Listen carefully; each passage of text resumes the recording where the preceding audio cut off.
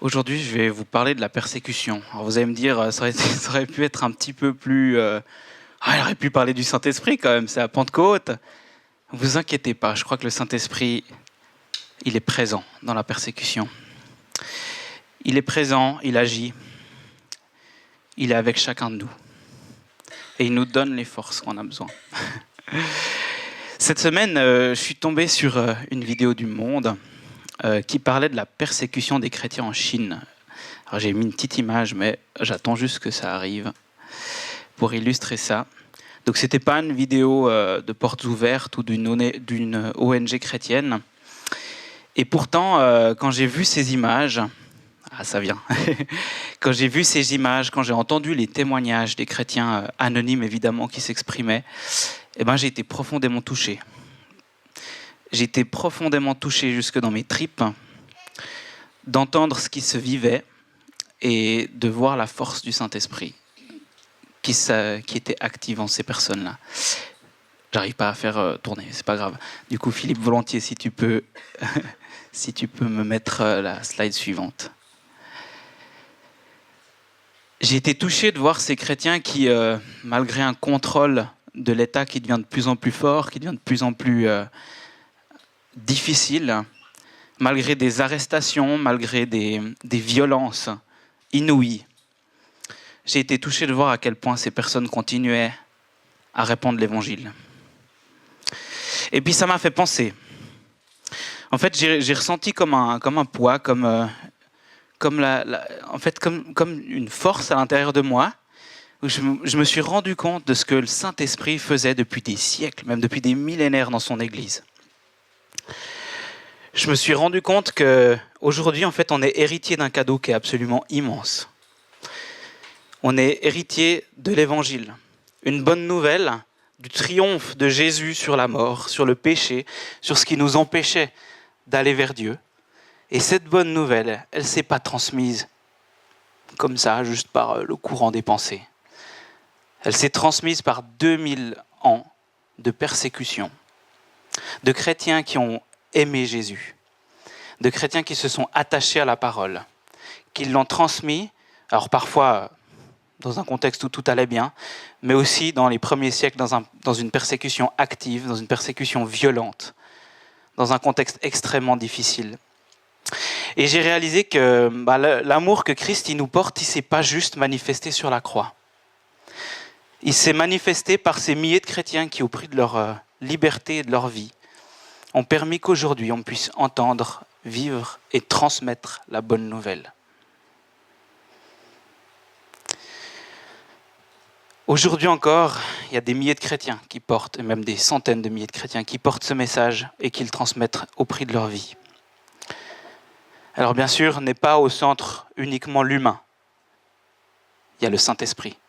Cet amour que Jésus a manifesté à la croix, il se répercute dans la vie de ces chrétiens, dans nos vies à nous, par l'action du Saint-Esprit. J'ai réalisé que nous, en Occident, les choses, elles semblent assez faciles.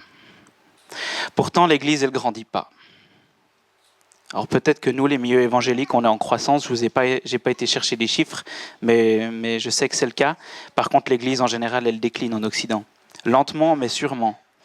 Alors pourquoi ? À mon avis, à cause du confort. On a fait du confort une sorte d'idole, sans vraiment le savoir. On a essayé, aujourd'hui on essaye très souvent, et je ne dis pas ça pour dire que toutes ces choses sont nécessairement mauvaises, mais je pense que parfois elles nous détournent de ce que Jésus nous demande. On essaie de défendre une Suisse aux valeurs chrétiennes.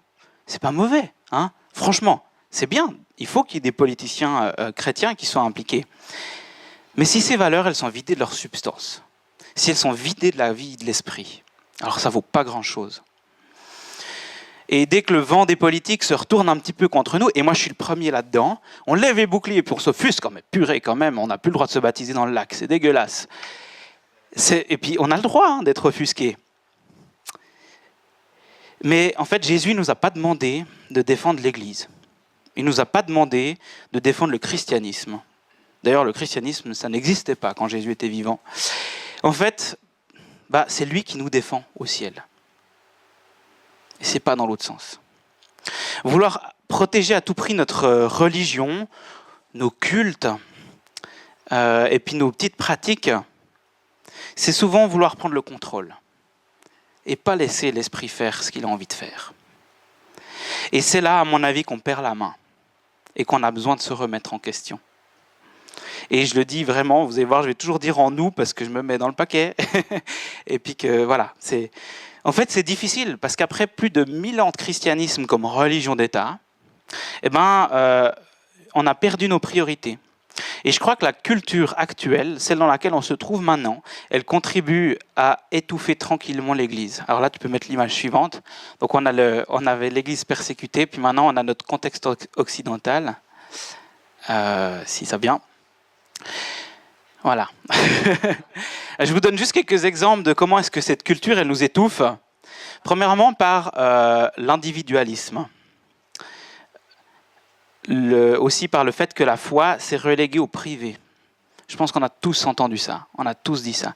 La foi, c'est une affaire privée, tu ne la partages pas, tu la gardes pour toi. On est dans une société qui est extrêmement individualiste et du coup on perd, je crois, cette nécessité de dire, en fait, Christ veut une communauté. Et Christ veut que cette communauté, elle croisse.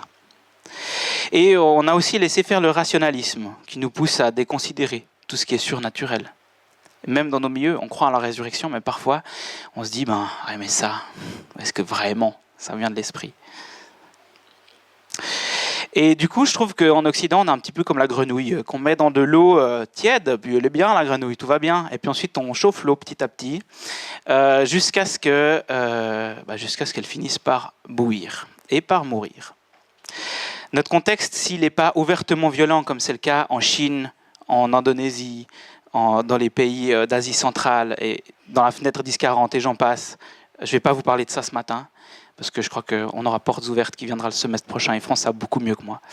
Mais si nous, notre contexte n'est pas ouvertement violent, il nous étouffe petit à petit. Et il y a une nécessité de nous réveiller. Mais il y a une bonne nouvelle. Je suis convaincu que l'Évangile, il n'aurait jamais traversé les millénaires si son héritage n'était pas l'œuvre du Saint-Esprit. S'il n'y avait pas une puissance absolument immense qui était à l'œuvre. Jamais la bonne nouvelle d'un charpentier juif crucifié, ressuscité, aurait traversé les âges si ce n'était pas vrai et si ce n'était pas porté par le Saint-Esprit. Alors, ce matin, moi j'avais envie de vous parler de la persécution et surtout de la manière dont le Saint-Esprit fortifie l'Église. Tu peux mettre la slide suivante. On va voir comment dans les Actes, l'Église de Jérusalem a été puissamment mise en mouvement par le Saint-Esprit à travers la persécution. Dans la persécution, j'ai fait moi aussi à mon tour un petit acronyme. Dans la persécution, le Saint-Esprit, il nous rend forts, il nous rend fiers de l'Évangile, il nous rend obéissants, il nous rend résilients, il nous fait traverser les frontières, j'ai dû trouver quelque chose pour le thé, et il nous rend solidaires. J'ai envie de développer un petit peu ces points avec vous ce matin. On va voir comment ça se passe dans le livre des Actes, et puis je vais vous donner un tout petit peu de contexte. Vous savez qu'avec moi, on n'échappe pas au contexte. Le livre des Actes, je trouve que c'est un livre qui est fabuleux, et je trouve qu'il est parfois un petit peu mal nommé, parce qu'on dit les Actes des apôtres. Pour moi, ce n'est pas les Actes des apôtres. Et je rejoindrai les théologiens du Bible Project qui disent, mais en fait, c'est les actes du Saint-Esprit et de l'Église. Et je trouve qu'il y a quelque chose de magnifique de se dire que, en fait, comme toute chose que Dieu fait parmi nous, la nature est toujours double, elle est toujours divine, elle est toujours humaine. Comme Jésus, il est 100% homme et 100% Dieu. Moi, je suis convaincu que l'Église, les œuvres que le Saint-Esprit produit dans l'Église, passent 100% par les hommes, par nous, et en même temps 100% par Dieu, par l'action du Saint-Esprit. Comme la parole, elle est 100% divine et en même temps, elle a été aussi 100% écrite par des humains. Dieu fait toutes choses avec nous et je trouve ça tellement beau. L'église de Jérusalem, elle a connu une immense croissance à partir de la Pentecôte, donc dans Acte 2. Et puis les disciples, ils sont remplis du Saint-Esprit, menés par Pierre et Jean notamment, ils vont évangéliser. Il y a une croissance mais absolument énorme. En quelques jours, en quelques semaines, l'église, elle fait plus que décupler. C'est merveilleux. Et puis, ça se fait malgré l'opposition des autorités religieuses. Puis, en fait, quand on arrive dans Acte quand on va arriver vers Acte 6, on voit que peut-être les choses se sont un petit peu calmées, on commence à s'institutionnaliser. Et puis dans Acte 6, on apprend que en fait, il y a les croyants grecs de l'Église qui disent « Ouais, mais nos veuves, elles n'ont pas assez à manger, elles sont maltraitées, etc. » Donc, vous voyez, on arrive déjà dans des histoires de gestion un petit peu qui ressemblent à des choses qu'on voit chez nous, parfois. Et les apôtres, ils nomment des diacres qui vont servir, qui vont en fait s'occuper de tout ce qui est du service, de distribuer la nourriture, etc. Parmi ces diacres, il y a deux personnes assez importantes, c'est Étienne et Philippe, qui vont être assez présents dans le passage qu'on va lire ensemble après. Je précise que ces diacres aussi, c'est des serviteurs qui sont ici de langue grecque, donc c'est pas des juifs de Jérusalem, c'est pas des juifs de Judée. En arrivant vers le passage, je voulais commencer par notre premier point, donc tu peux passer à la suite. Je disais, le Saint-Esprit nous rend fiers de l'Évangile. Et en fait, avant d'arriver, parce que si je vous lis tout, ça va être un peu long, au chapitre 6 et 7, en fait, on voit Étienne, on nous dit que Étienne était en train de partager la bonne nouvelle. Il faisait des miracles autour de lui. Et puis en fait, ça a dérangé les autorités religieuses. Donc on l'arrête, il y a toute une histoire un peu d'un espèce de complot, on l'arrête et puis on l'amène devant le Sanhédrin pour lui dire « Bon, maintenant, il paraît que tu blasphèmes, en fait il dérange, donc on essaye de le faire taire. » Étienne, il ne se cache pas, il est fier de l'Évangile. Qu'est-ce qu'il fait? Il raconte toute l'histoire d'Israël pour montrer à quel point, tellement souvent, on a rejeté les prophètes et puis on n'a pas obéi à ce que Dieu voulait vraiment. Et il montre en fait... Il défend l'Évangile, il défend ce que le Saint-Esprit produit en lui.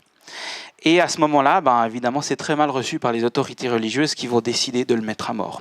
Et on arrive au passage en question que j'ai envie de vous lire. Donc on est dans Acte 7, 54, juste à la fin du discours d'Étienne, qui est absolument magnifique. Et voilà ce qui est dit. En entendant ces paroles, ils, donc les autorités religieuses, avaient le cœur plein de rage et ils grinçaient des dents contre lui. Ici, on montre vraiment l'agressivité, l'animosité. Mais Étienne, rempli du Saint-Esprit, fixa les regards vers le ciel et vit la gloire de Dieu. Et Jésus debout à droite de Dieu. Il dit « Je vois le ciel et le Fils de l'homme debout à la droite de Dieu. » On a parlé de voir la gloire du royaume ce matin en chantant. C'est exactement ce qu'Étienne y voit à ce moment-là. Ils poussèrent alors de grands cris en se bouchant les oreilles et se précipitèrent ensemble sur lui. Ils le traînèrent à l'extérieur de la ville et se mirent à le lapider. Les témoins avaient déposé leurs vêtements aux pieds d'un jeune homme appelé Saul.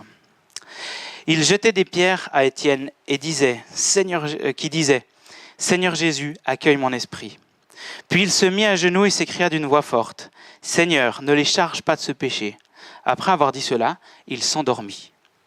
Dans certains textes, il s'endormit dans la mort. C'est quand même assez étonnant ce terme, s'endormir. Remarquons ici, dans ce passage, et je les ai mises en rouge, notamment vers la fin, les paroles dans la bouche d'Étienne. Elles vous rappellent quelque chose? C'est pratiquement celle du Seigneur quand il est crucifié.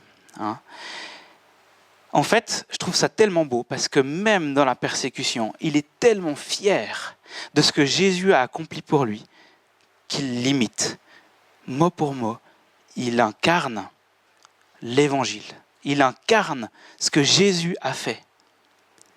À aucun moment, Étienne y flanche. Mais il aurait pu, franchement, quand on l'a amené devant le Sanhédrin, il aurait pu se dire, là, ça sent un peu le roussi. Et franchement, je vais un petit peu, je vais éviter le problème. Non, il est fier de l'Évangile.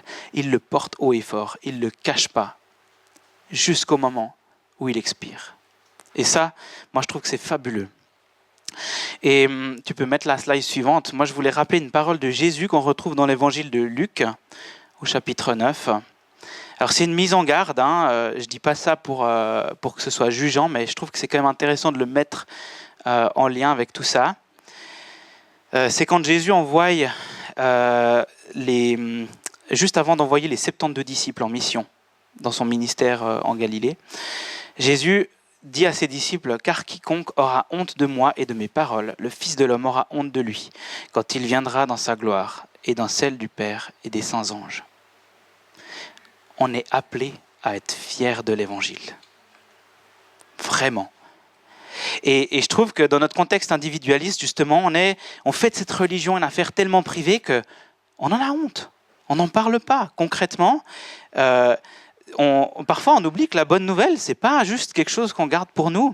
En fait, on a de la peine à dire autour de nous, quand on a aucune peine, je veux dire, à dire autour de nous, quand on a découvert un super restaurant ou qu'on a découvert un super endroit pour les vacances, on va aller le dire à nos amis, ah mais c'était trop bien, je suis allé là-bas. Si l'évangile, c'est la meilleure chose qui nous soit arrivée, pourquoi est-ce qu'on le cache ? Pourquoi est-ce qu'on le cache ? Et je nous pose cette question à tout le monde. Et je suis convaincu que c'est la meilleure chose qu'on pourra avoir. Et je suis aussi bien conscient que derrière tout ça, il y a un combat social, certainement, mais aussi un combat spirituel. Et je crois que c'est de notre responsabilité de nous réveiller et de ressaisir la mission que Dieu nous a confiée, qui est celle d'annoncer l'Évangile. Et on ne va pas le faire par nos propres forces, parce que ça ne marche pas, mais c'est par celle du Saint-Esprit. On continue ? Ce premier martyr, il lance une vague de persécution contre l'Église naissante. C'est la première grande vague de persécution. Bien sûr, on a Paul, Pierre et Jean qui sont arrêtés, qui passent dans le Sanhédrin, il y a des menaces. Mais ici, c'est vraiment la première vague de persécution. Et puis jusque-là, l'Église, elle a grandi qu'à Jérusalem. Si on retrace un tout petit peu, pendant tout un moment, les apôtres et puis les disciples, les quelques disciples, ils restent juste entre eux. Et ensuite, il y a la Pentecôte. Ils annoncent l'Évangile. L'Église grandit. Et ensuite, ça stagne un petit peu. Et à ce moment-là, il y a la persécution.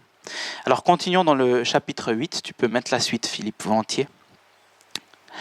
On nous dit que Saul approuvait l'exécution d'Étienne. Je trouve assez intéressant parce qu'Étienne, il a fait un sacré discours, il a fait un sacré truc. Eh bien, c'est pas dit qu'il a converti qui que ce soit, au passage.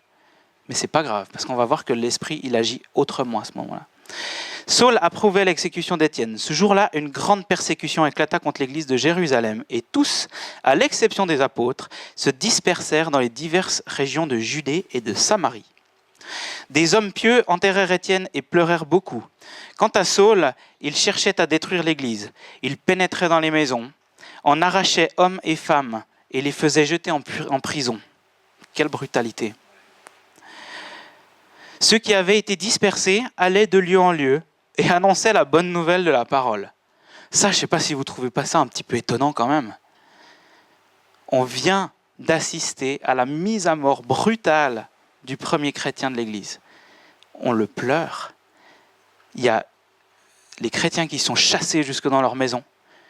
Ils partent, qu'est-ce qu'ils font ? Ils ne se planquent pas. Ils partagent la bonne nouvelle. Et c'est en ça que je trouve que ces disciples, ils sont obéissants. Ils obéissent à ce que Jésus leur a demandé avant de partir. Allez, faites de toutes les nations mes disciples. Ils n'ont pas chômé. Et ici, ce sont que les prémices, en fait. Les chrétiens qui étaient restés à Jérusalem passent à la deuxième vitesse. Ils franchissent déjà une première frontière, celle de la Samarie et de la Judée. Ils auraient pu se cacher, mais finalement, ils ne l'ont pas fait. Et puis, ils annoncent la bonne nouvelle.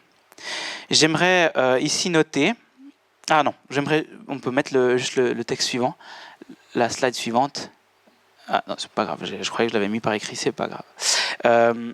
J'aimerais juste faire un parallèle avec ce qui se passe dans Actes 1.8 qu'on a lu ce matin au tout début, dans l'introduction d'Anthony, où Jésus, donc on reprend les paroles de Jésus, qui leur dit « Vous recevrez une puissance, le dynamis, le Saint-Esprit venant sur vous, et vous serez mes témoins à Jérusalem, dans toute la Judée, dans la Samarie et jusqu'aux extrémités de la terre. » Ils obéissent à ça. On est déjà dans le premier volet, c'est le programme du livre des Actes, et qui continue aujourd'hui. On est déjà passé de Jérusalem à la Samarie et toute la Judée. Et je trouve assez étonnant de relever justement le verbe, le mot qui est utilisé pour être des témoins. Le mot en grec, c'est martus. Martus, ça veut dire témoin au sens juridique. Ça veut dire celui qui atteste de la véracité de quelque chose, mais c'est aussi le mot qui a donné martyr. En fait, ici, il y a cette idée vraiment dans le fait des témoins, d'être capable de souffrir pour témoigner de la véracité de l'Évangile. Ça nous encourage tellement quand on voit les églises persécutées, parce qu'on se dit « purée, leur foi, elle est vraie, elle tient ». mais on est appelé à la même chose. Ici, vraiment, c'est cette capacité à rester obéissant à l'Évangile, cette capacité à rester fier de l'Évangile, même dans la difficulté, c'est ça qui est le témoignage le plus important. C'est pas d'aller dire « j'ai rencontré Jésus, c'est super ». C'est que même quand on essaye de nous faire renier Christ, on n'y renonce pas, parce que c'est trop précieux. C'est ça le témoignage dont il est question ici. Tu peux passer la slide suivante. Le Saint-Esprit nous rend aussi résilients dans cette obéissance. Alors la résilience, on peut la définir comme suit. J'ai été prendre une citation d'un prof de psychologie sociale qui a défini la résilience comme étant en disant le concept de résilience fait référence à la capacité d'une personne ou d'une communauté à résister ou à se remettre rapidement d'un événement stressant ou traumatique ou d'une circonstance défavorable qui comporte un danger ou une menace. Je pense que l'attitude des disciples à ce moment-là, elle correspond assez bien à ça. Quel rebondissement. Comme j'ai dit, la mort d'un ami proche, la persécution, et ils continuent la mission. Ça ne les arrête pas. Et je pense qu'il suffit de voir justement l'attitude d'Étienne dans la persécution des premiers siècles. On voit que Étienne, il meurt dans une grande brutalité, et pourtant, ici, le Saint-Esprit, il le rend fort, il le rend résilient, parce que c'est dit dans le texte, il s'endormit. On aurait pu utiliser un tout autre terme, il y a plein de termes pour mourir. Ici, il s'endormit. Et je pense que ce terme, vraiment, ici, il vient chercher l'espoir à venir. Et quand on s'endort, on se réveille. Dans cette persécution, même dans la violence la plus extrême, on a cette espérance de la vie qui vient après la mort. Je relève aussi que les disciples, ici c'est des disciples lambda, c'est pas l'élite, c'est pas les apôtres qui partent, mais c'est des disciples, on ne sait même pas qui c'est, ils sont anonymes. Malgré la violence et la dispersion, ils continuent à annoncer la bonne nouvelle. Et puis on va voir l'exemple de Philippe ici, donc c'est pas Philippe l'apôtre, c'est Philippe le diacre. J'ai été un peu vérifié, il va annoncer l'évangile en Samarie. Alors je vous propose de lire juste le texte, c'est à la slide suivante. On continue notre histoire. Philippe descendit dans la ville de Samarie et y prêcha le Christ. Les foules tout entières étaient attentives à ce que disait Philippe, lorsqu'elles apprirent et virent les signes de miracles qu'il accomplissait. En effet, des esprits impurs sortaient de beaucoup de démoniaques, en poussant de grands cris, et beaucoup de paralysés et de boiteux étaient guéris. Il y eut une grande joie dans cette ville. À nouveau, je relève ce contraste. On pleure Étienne, on lamente, il y a cette violence à Jérusalem. On est amené en Samarie et il y a une grande joie dans les villes. C'est quand même paradoxal. Mais ce paradoxe, il tient parce que c'est l'esprit qui est là derrière. Et je trouve ça fantastique.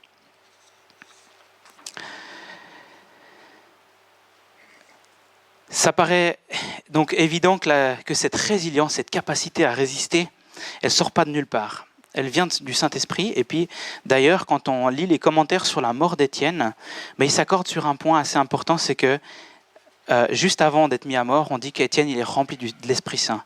Il l'était déjà, il y a déjà eu la Pentecôte. Mais à ce moment-là, il est rempli tout spécialement de l'Esprit Saint.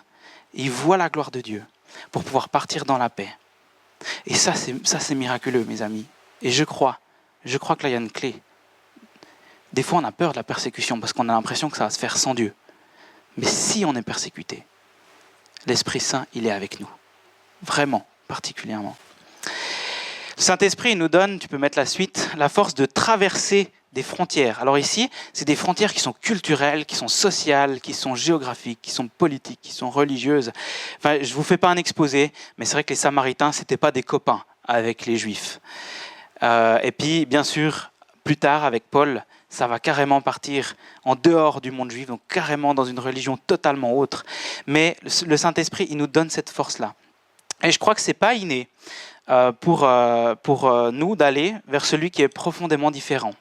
Je crois que l'altérité, elle nous fait peur. Et puis, ici, on peut... En fait, le Saint-Esprit, il est capable de nous faire sortir plus ou moins brutalement de notre zone de confort. les chrétiens de Jérusalem, ils sont dispersés par la violence de la persécution. Et pourtant, Dieu, il permet que l'évangile se répande. C'est comme presque si cette persécution, elle était nécessaire à ce moment-là pour que l'évangile se répande. D'ailleurs, il y a beaucoup de commentateurs dans les approches plutôt missionnaires, de théologie missionnaire, qui le lisent vraiment de cette manière-là.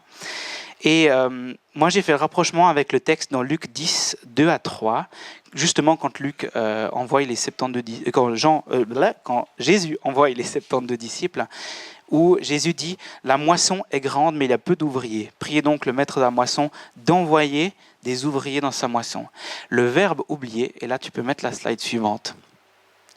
Le verbe « oublier », c'est « ekbalo ». Je vous ai fait pas mal de grec aujourd'hui. C'est ekbalo. Ekbalo, ça veut dire jeter violemment dehors ou chasser. C'est le même verbe qui est utilisé quand Jésus chasse des démons. C'est quand même assez étonnant, non ? On est en train de parler de l'envoi des missionnaires et c'est le même verbe qui est utilisé. C'est aussi le même verbe qui est utilisé quand le Sanhédrin jette Étienne dehors, hors de Jérusalem. Je pense que ce verbe ici souligne que parfois Dieu, il permet qu'on soit mis en difficulté, voire même persécuté pour que l'évangile traverse les frontières. Pourquoi ? Parce que c'est la mission qui est donnée. Mais il ne faut pas s'inquiéter parce qu'il nous équipe pour ça.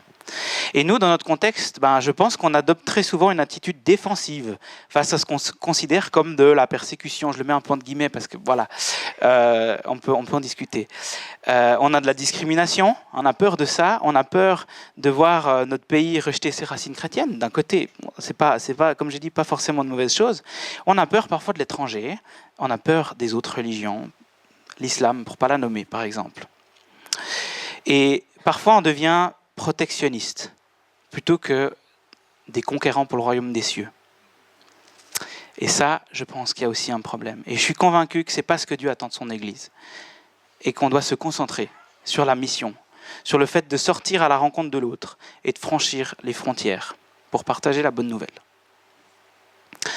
Mon dernier point, tu peux passer à la suite, c'est que le Saint-Esprit, il nous rend solidaires dans tout ça. Et ça, c'est fantastique. Je trouve que dans ce passage, on voit que ceux qui annoncent la bonne nouvelle, ils ne sont pas seulement les apôtres. Comme j'ai dit, c'est tous les disciples. Au contraire, les apôtres, ils restent à Jérusalem. Et puis, c'est les autres qui vont répandre la bonne nouvelle. Philippe, comme j'ai dit, c'est un diacre. C'est un peu une personne en soi. Et c'est le fer de lance de l'évangélisation à ce moment-là. Donc, ce n'est pas une élite qui est appelée à être envoyée. C'est tous. C'est l'affaire de tout le monde. Et parfois, je pense qu'on se cache, nous, aujourd'hui, derrière les 5 ministères pour dire qu'on ne va pas évangéliser. Parce qu'en fait, moi, je ne suis pas évangéliste, ce n'est pas mon appel. Ou je ne suis pas apostolique, ce n'est pas vraiment mon truc, quoi. En fait, Jésus n'a pas dit les évangélistes, les apôtres, venez vers moi, allez, faites de toutes les nations des disciples. Il n'a pas dit ça, malheureusement. Enfin, malheureusement, heureusement, parce que je pense que ça ira plus vite. et parfois, ça nous empêche. Parfois, on se met des barrières, nous-mêmes, on s'empêche de vivre ça. Parfois, on se cache derrière la question de l'appel aussi. On se dit c'est les missionnaires qui sont appelés. Ah oui, lui, il a été appelé en Chine. Très bien, moi je suis là, ça va très bien. Mais en fait, oui, peut-être qu'on n'est pas appelé à aller en Chine. Peut-être qu'on n'est pas appelé à aller en Afrique ou en Indonésie. Mais en tout cas, on est appelé à être missionnaire là où on est. On est appelé à être témoin là où on est. Il n'y a personne qui peut échapper à ça. Et sans cette solidarité, je suis aussi convaincu que l'Église, elle ne peut pas faire face à la persécution. On voit bien aujourd'hui que dans les communautés persécutées, les personnes qui acceptent l'Évangile, elles renoncent à tout. Je pense aux pays musulmans, elles renoncent à tout. Leur intégration dans la société, elles sont rejetées par leur famille. Elles renoncent à leur culture en partie. S'il n'y a pas une famille pour les accueillir, s'il n'y a pas une solidarité, ça ne tient pas. Mais le Saint-Esprit, il nous rend solidaires par l'amour qu'on a les uns pour les autres. Il nous permet d'accueillir. Et je crois que même ici, si on accueille une personne qui vient d'un autre courant religieux, un musulman, même un athée, peut-être que cette personne, ça va lui coûter très cher. Et je suis convaincu qu'on est appelé à être solidaire avec cette personne, à être sa nouvelle famille, à l'accueillir, à prier pour elle, à intercéder pour elle. Parce que sinon, c'est trop dur. On est appelé à aller ensemble, à contre-courant de nos valeurs individualistes, de nos valeurs qui nous font vivre chacun dans notre petit coin. Parce qu'on est appelé à être une famille en tant que chrétien. Et je crois que cette solidarité-là, elle est vraiment centrale. On peut passer à la slide suivante. J'arrive à ma conclusion, et heureusement, parce que le temps a filé. La persécution, elle nous fait peur. Elle nous semble parfois étrangère et parfois un peu familière. Mais n'oublions pas que le Saint-Esprit, il nous rend forts dans la persécution. Dieu, dans sa fidélité, il nous donne la force de surmonter les épreuves, comme il a donné la force à Étienne. Il a donné la force à l'église de Jérusalem dans cette première persécution. Et il nous la donnera aussi. De notre côté, on doit être préparé à la persécution. On doit arrêter d'en avoir tellement peur qu'on doit mettre tout en œuvre pour l'éviter. Et rappelons-nous aussi ces 3 points-là. Si on accomplit la mission que Jésus nous confie, alors on va subir la persécution, parce que Jésus, il l'a dit. Ça, c'est un premier point. Le deuxième, c'est que s'il n'y a pas de combat, il n'y a pas de conquête pour faire avancer le royaume. Et puis le troisième point, c'est que nous, ici en Occident, on est endormis, quand même. On court aussi un danger, mais je crois que ce danger il est plus insidieux, plus difficile à voir. C'est justement celui de ne pas se réveiller. Et il est temps de faire quelque chose. Tu peux mettre la slide suivante. Alors, je termine avec cette petite phrase piquée à Mission Impossible. Notre mission, si nous l'acceptons, tu peux mettre la suite, c'est d'être témoin en dépit des obstacles et des épreuves. Et je veux terminer sur cette parole que Jésus a dite à ses disciples quand il parlait justement de la persécution à venir, en Jean 15. Quand sera venu le Consolateur, ici il parle du Saint-Esprit, que je vous enverrai de la part du Père, l'Esprit de vérité qui vient du Père. Il rendra témoignage de moi. Et vous aussi, vous rendrez témoignage parce que vous êtes avec moi dès le commencement. On reçoit ce Saint-Esprit. C'est pas juste parce que c'est cool et agréable. C'est parce qu'on est appelé à être témoin. On est appelé à sortir. On est appelé à parler de l'Évangile. Mais on a cette promesse qui reste. Et Jésus, il est avec nous chaque jour. J'arrive au terme de mon message. Je vais vous laisser, je pense, juste quelques minutes, secondes, pour laisser décanter et vous poser cette question. Cette mission, on l'accepte ? Voilà, soyez bénis.